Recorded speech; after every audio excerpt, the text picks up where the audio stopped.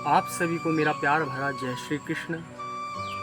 क्या आप जानते हैं कि चतुर्मास क्या है? चतुर्मास की महिमा इतनी श्रेष्ठ क्यों बताई गई है? चतुर्मास में किन वस्तुओं का त्याग करें और किन्हें अपने जीवन में अपनाएं?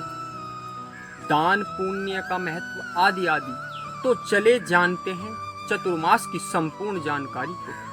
तो चतुर्मास 4 महीने की अवधि है जो आषाढ़ शुक्ल पक्ष की एकादशी से प्रारंभ होकर कार्तिक शुक्ल पक्ष की एकादशी तक चलता है। यानी 4 महीने श्रावण, भाद्रपद, आश्विन और कार्तिक, जिनका हिंदुओं में बहुत बड़ा धार्मिक महत्व है, क्योंकि ये वे महीने हैं जिनमें सभी प्रमुख त्योहार मनाए जाते हैं, जिन्हें चौमासा भी कहते हैं। यानी 4 महीनों का समूह।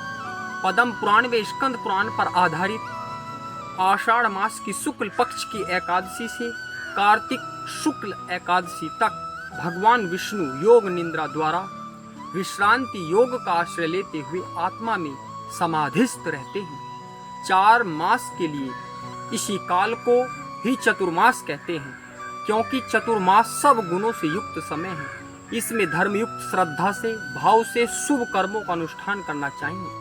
जो चतुर्मास में भगवान श्री हरि के आगे खड़ा होकर पुरुष सूक्त का पाठ करता है, उसकी बुद्धि बढ़ती है।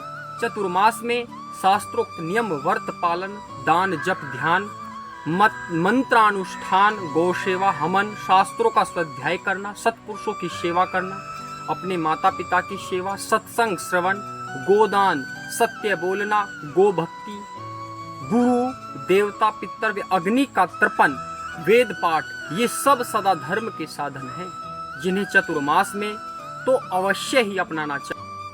अब जानते हैं कि चतुर्मास में त्यागने योग्य वस्तु जैसे सावन में साग, भादों में दही, आश्विन में दूध तथा कार्तिक में दाल व करेला का त्याग करना चाहिए।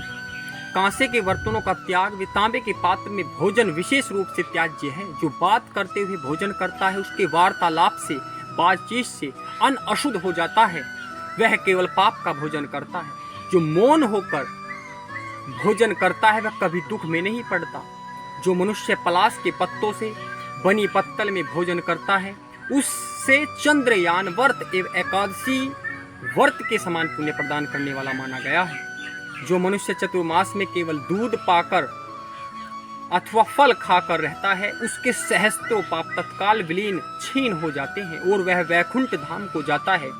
चतुर्मास में केवल एक ही अन्न का भोजन करने वाला मनुष्य रोगी नहीं होता, क्योंकि चतुर्मास में पाचन तंत्र दुर्बल होता है।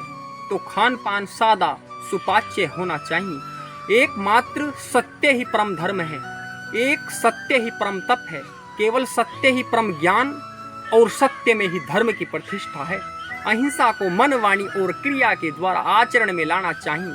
तो आज हमने जाना कि चतुर्मास के अनुष्ठान की महिमा, क्योंकि चतुर्मास के व्रत का पालन करने से हम सभी के जीवन में एक नई उमंग, उत्साह, संयम, धैर्य, सत्यता, ओज, तेज, बल, बुद्धि, यश, वैभव, धन, आयु, आरोग्यता और शक, भक्ति, ये सभी गुण हमें प्राप्त हो जाते हैं। और ये सब बातें शास्त्र सम्मत है, मेरे द्वारा बनी बनाई बातें नहीं है, जो आपको पद्म पुराण के उत्तरखंड में, स्कंद पुराण के ब्रह्म खंड एवं नागर खंड में उत्तरार्ध में देखने को मिल जाएगी।